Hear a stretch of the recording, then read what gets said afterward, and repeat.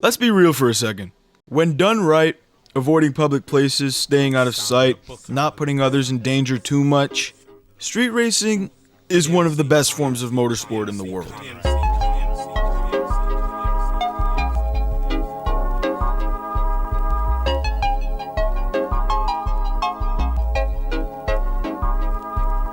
That might be an inflammatory statement, as a government official would say. It's obviously illegal, it's highly dangerous, and overall just reckless. But if you've played a Need for Speed game, watched Initial D, or you know who this guy is, you've probably got in the back of your mind that sick little thought that street racing is kinda awesome. When I say street racing though, I mean street racing. This shit right here, that doesn't count. It doesn't. Don't think street racers go to takeovers and cut. Don't. I've made a whole video on why car culture is declining now, but I warn you, if you want to watch that video, you're gonna have to stomach some pretty shit narration from me, so not much has changed. If we ignore takeovers and cutting with all the bullshit they cause, throughout history, we've seen that street racing, while it might be a little uncomfortable to say this, has been an essential part of car culture, racing culture, and even the general culture of the world. The usuals, Fast and Furious,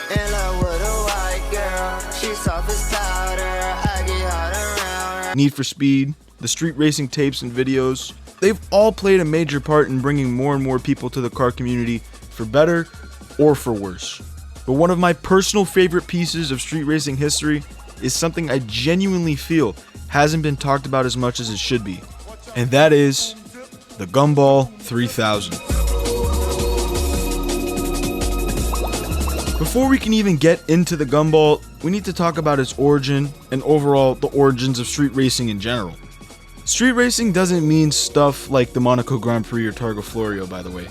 Events like those were officially sanctioned by local governments, racing agencies, stuff like that. A lot of European street races are very cool. As I said in the last video, I kinda wanna make a video on the Targa Florio, but they're not the focus of today's video. Our video starts in a place far more lavish and vibrant than the casino-ridden streets of Monaco or the vineyard-laced mountains of Sicily. We're going to the beautiful city of Detroit. Theoretically, you could also point to moonshine runners dodging police and modifying their cars to do so in the 20s and early 30s as the actual start of illicit street racing, but I already talked about that in the last video. Subscribe, all that YouTuber shit that I'm supposed to be saying. Woodward Avenue is a road in Detroit, Michigan that is widely accepted to be the official birthplace of modern day street racing. Back then, since racetracks were pretty damn expensive and the people working at the big three plants weren't making a lot of money, cause 60s America, poor marginalized groups, didn't really go hand in hand with each other. People who had cars and liked to wrench on them found out that they had nowhere to really stretch their legs and do some shit with those cars. The hot rods. And so, when the road was empty, these guys would pull up to Woodward and drag race each other. As people recognized that racetracks were getting more and more expensive to attend and becoming more exclusive, the empty streets of cities during the night became their sort of safe space. This shit is still going on today, with HOAs across the United States specifically bitching and moaning about the racetrack being too loud, like the developers and buyers didn't actively choose to live next to a historic racetrack that outdates most of their kids' lives.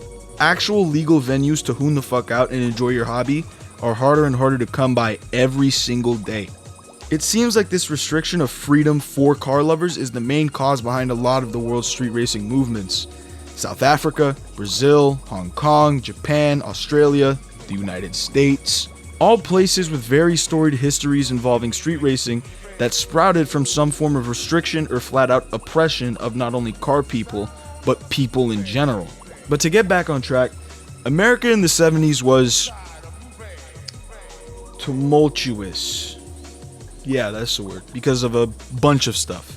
Most importantly, they put speed limits on the fucking interstate.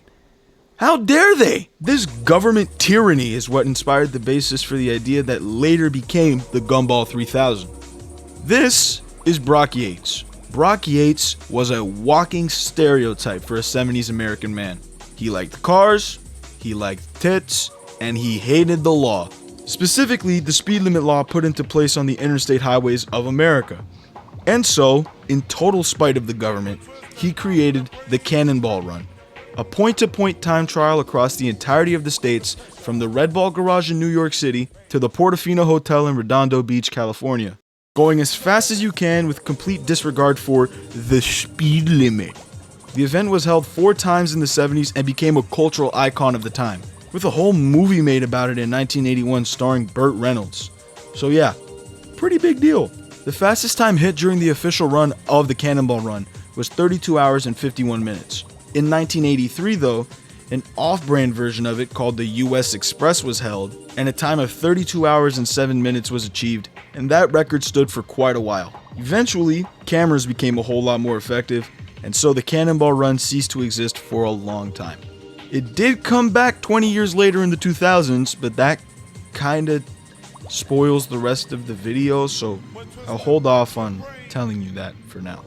Then we come to 2020, a time I am weirdly nostalgic for. Since the entire world was shut down, no one was going to work or anything like that. The roads were barren, so you know what that means. The Cannonball Run record was broken 7 times in the spring of 2020 alone, with the outright record belonging to these dudes who completed the run in a time of 25 hours and 39 minutes with an Audi S6. They averaged 110 miles an hour, or 180 kilometers an hour, for the whole trip, by the way. And with the world starting back up again in 2021, it's looking like that record will stand the test of time for possibly ever? Unless we get another fucking pandemic that kills 6 million people, that would suck. Does mean no work or school though. So, knowing the basis of the Gumball 3000, we can now finally ask, what the hell is it? Put yourself into the late 90s, a time of crazy social and cultural shifts. Most importantly for us though, fashion, music, pop culture, they were changing big time. A product of this shift was much more resistant to the norm. And I'm not saying counterculture was exclusive to the late 90s, but damn. There is no clearer example of this than the guy who started this whole thing. Maximilian, spelt Maxi Million, as in like millions. I'm not bullshitting you. Maximilian Cooper. He was a rich British guy that no one really knew or knows a whole bunch about. But what we do know is that in the Big 99, he thought of an idea to combine his love for cars, fashion, music, and pop culture all into one event. And so, the Gumball 3000 was born, with the event being aimed at his other rich friends to participate in. To enter a Gumball rally, there's an entry fee you have to pay, and you have to supply your own car. If you can do both of those, you're good to go and break the law with minimal repercussions. As well as that though, it was clear from the start that the goal of it all wasn't really to win. It was to partake in an experience unlike any other in the world. You get to visit some of the most beautiful locations in the world, driving exotic cars 99% of the world only sees once in their lifetime, all while partying at each stop along the way. There were even awards for other competitors who weren't the winners of the event. The most well-known example being the Spirit of Gumball, given to the person who most emulates the spirit of the event. Fuckery and fun. From the first event, the Gumball was destined to succeed, as it had huge coverage from British media due to some of the names joining the event. Kate Moss, Guy Ritchie, ringing any bells? Pretty big people for the late 90s, early 2000s, I'm gonna say. The rally ran from London to Rimini, Italy, back to London, gathering a shit ton of attention along the way because you see 15 Ferraris driving in a line, you're gonna take a fucking photo of it. In 2000, the event grew even more, though nothing really noteworthy came from the 2000 event, other than it grew in popularity. But 2001 is where we reached the golden age of the Gumball 3K. The route spanned from London all the way out to St. Petersburg and Helsinki before returning to the UK and featured some huge names, Damon Hill being one of them. And if you don't know who Damon Hill is, how? You're watching this video and you don't know who Damon Hill is? Are you serious? You fuck. But the most important name was none other than the 2001 Gumball 3000 was recorded by Jackass for MTV and made the event absolutely explode. Fast cars, attractive women, and Jackass all in one place. That's like as early 2000s as it gets, my nigga. Like, I'm not even joking. That sounds like the early 2000s. and that effect showed in 2002, with the route that year finally tying back to the Cannonball Run, as it was a rally across America from New York to LA, having a pit stop at the White House and ending at the Playboy Mansion in LA, which also tells you how early 2000s this was. The most notable celebrity addition this time around was none other than Matthew McConaughey. And now is probably a good time to mention why I, among other observers of the Gumball 3000, consider this era of the event to be the golden age. It was always going to attract the rich and famous. It's an illegal street race that pretty much had no consequences if you got caught, and it gave you an insane amount of publicity. However, the event was still accessible to more normal, in quotes, people during this time too. The buy-ins were pretty hefty for somebody who was making, normal living salary. But usually gumballers ran in teams, meaning that it was pretty common to see some pretty average people, pool their money together and then start running in the event. The most famous case of this, in my humble opinion, is none other than Alex Roy, who I'll get to very soon. The 2003 rally might just be the absolute best Gumball 3000 rally. There's a whole bunch of stuff I need to touch on with it, so let's start with the base. The route was different. San Francisco to Miami, with stops in Reno and Vegas, San Antonio, and finally New Orleans before that last leg down to the 305. As you could guess, Reno, Vegas, New Orleans, those were the main attractions of the route, and a lot of partying happened there. But there were also stops in New Mexico and Arizona to get the crazy beautiful views of the desert too. But the route is not what made this year so memorable. What did was the movie. Gumball 3000, the movie, might be one of the coolest pieces of street racing culture ever. And I don't consider it a part of that because of its raw scenes of racing or drifting like the Toge tapes from the 90s or 2000s, or the power of the cars themselves like with drag racing videos from across the states from New York to LA, but because it showed the fullest experience of a gumball rally. The really high highs and the not that bad lows. Who the fuck is mowing their lawn? As well as having some of the most fitting celebrities for an early 2000s street race movie maybe ever, especially one that was going across America. You had Ryan Dunn, Tony Hawk, Travis Pastrana, Burt Reynolds was there, Jody Kidd. Like, it was just an all-star early 2000s lineup. Like, it was so peak. Of course, there were also less famous competitors, and this is where Alex Roy finally comes into play, as this was his first Gumball 3K. He was sort of known around American street racing somewhat around this time because of his Manhattan record. On the night of the 10th of September 2001, a completely uninteresting date that nothing preceded it at all, he did a lap of Manhattan in 27 minutes, meaning by the time the Gumball Rally came around, he was already pretty experienced in all the facets of street racing, not to mention in his book, which I will talk about later. He says his dad says that he participated in the original Cannonball runs. Don't know if that's true. I'm going to be honest with you. I couldn't really find any Roys that ran during the old Cannonball runs. But that's there, so it might be in his fucking blood. I don't know. I absolutely recommend that you read The Driver, by the way. It was amazing. I got to read it for a grade 9 project. It might be the only genuine novel I've ever read in my life that I enjoyed. And it has a bunch of details about what it was like participating in the rally in it too. With 2003 seeing the most growth for the Gumball Rally yet, the expectations for the 2004 year were insanely high. Yet, those expectations were thoroughly met. The route was all along the Mediterranean, starting in Paris, going all the way down to Morocco, and coming back up just in time for the Cannes Film Festival. With some returning celebrities like Matthew McConaughey and Tony Hawk, as well as Rob Dyrdek and Adrian Brody, and Bam Margera and fucking Dennis Rodman, because of course Dennis Rodman would be there. The growth was, again, insane. And it was this trend of what seemed like the never-ending growth in popularity that just kept the Gumball 3000 from falling out of the spotlight. 2005 and 2006 were the absolute crest for the event, with Jenson Button, an active F1 driver, like really young, really promising. He waved the flag for the rally in 2005 that arguably had the most beautiful route, especially near the end. But that somehow wasn't even the coolest part about the 2005 event. What was the absolute coolest part of 2005?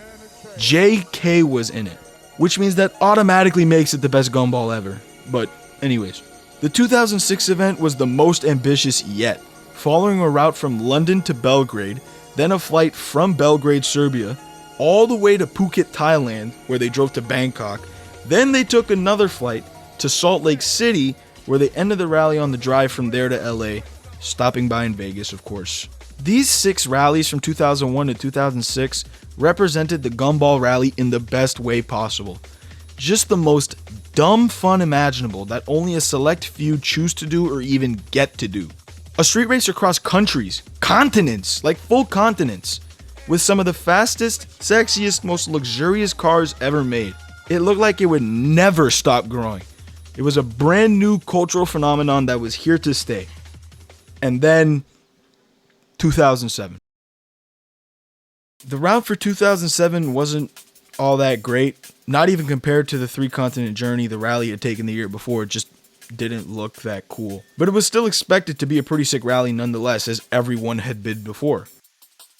In North Macedonia, a 997-911 Porsche competing in the rally crashed into a VW Golf with 2 people inside. Both of them died. Once the full situation had spread to the organizers and competitors, the event was stopped immediately. The quiet part about the gumball rally and street racing in general had just been broadcasted out loud for millions to read, hear, and see. The death of those 2 people had finally begun to show the cracks in the Gumball 3000's format. Mainly, the fact that a lot of the competitors were not really drivers. They were just rich people looking to flex their money one way or another to get some clout and attention. In Alex Roy's book, he detailed talking to some of these rich people who competed in the rally and just how insufferably annoying they were. I did find a direct account from a Redditor, so take it with the smallest grain of salt possible, please. But I saw a direct account from 13 years ago, a 13-year-old Reddit post that said something along the lines of, if you've never understood why people want to vote for Bernie Sanders, go to a gumball rally, you'll start seeing why. That was 13 years ago.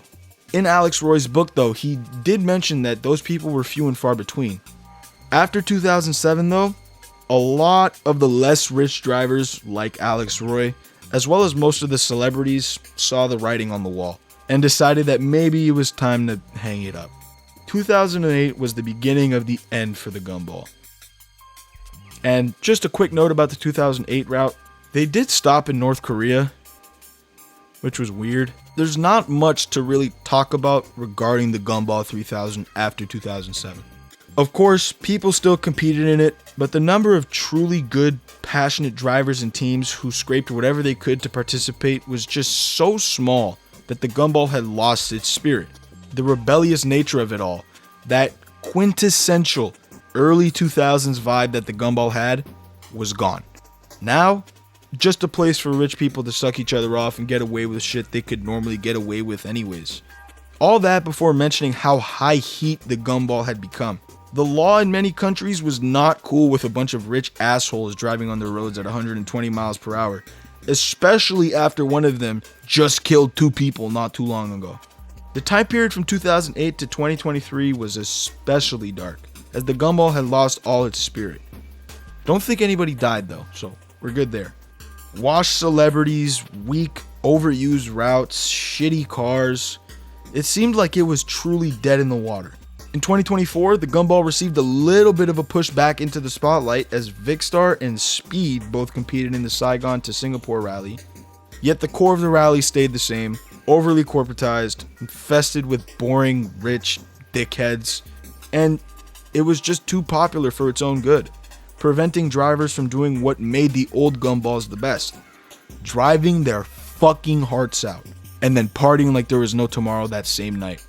While the sentiment for the 2025 rally was generally pretty good, it's clear to me, and probably a lot of others, that the Gumball 3000 just can't exist anymore. In a world where people literally share everything, nothing is special to see anymore. What made those earlier editions of the rally so enticing and cool, apart from the celebrities and cars and all that shit, was the fact that this wasn't really seen before. Openly filming cars breaking 270 kilometers an hour and filming inside the Playboy Mansion in Vegas might seem trivial now, even lame, since Playboy is a relic of the past and should stay that way. And Vegas has been so extensively filmed that it's just fucking boring. But back then, it was groundbreaking. In this day and age, it's just not possible for something like this to exist anymore. Street racing, at its core, is meant to be a seclusionary deal. Only if you're in the know can you get to do this shit. The Gumball Rally was different from the start, and while it was cool while it lasted, it sucks to see how much has changed since then. While a lot of stuff has gotten better since the early 2000s, I mean, YouTube is a literal holy grail in and of itself, every once in a while it's nice to look back to a time when shit was just different. For some it's memories, for others like me it's observation, but I don't think we should remember or observe it with sadness. I think we should be glad it happened at all. Thanks for watching.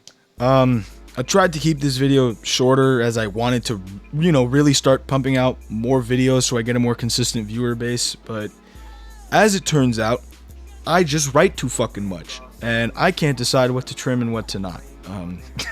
If you enjoyed this video, leave a like, subscribe, comment what you thought or what you want me to do next, what needs to be different. I appreciate all the help I can get.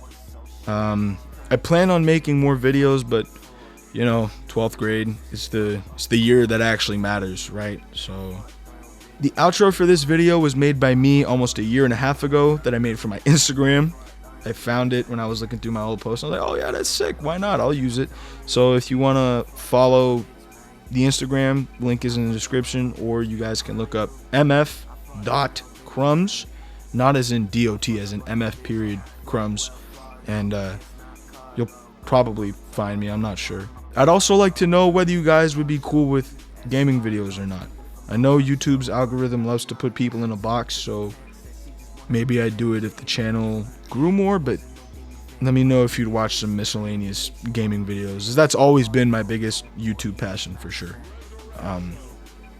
This whole outro might not even be useful if this video doesn't go past my usual viewer base of like 60 people. If you're one of those 60 people, everything that was just said does not apply to you, I think.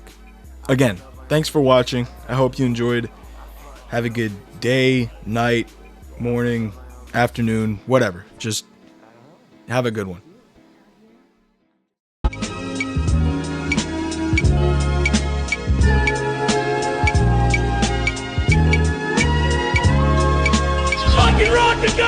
While she bringing money to my man Quas, she all up on the tip thinking that we stars. Open up the legs cause the jewels and cars. I'm wet. Leaving mental scars on some she left bars. I suck his hearts cause she knows the game plan. Have your ass looking like the Rain Man. It's up and down like a nigga hitting switches. Yo, y'all gotta watch out for the money hungry bitches.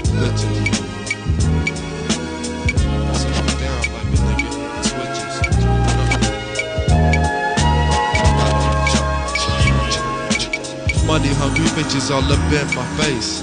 Money hungry bitches all up in my face. Trying to play the role, yo, I put them in their place. I love Camel's thigh. Schemes and dreams to get the dollars from.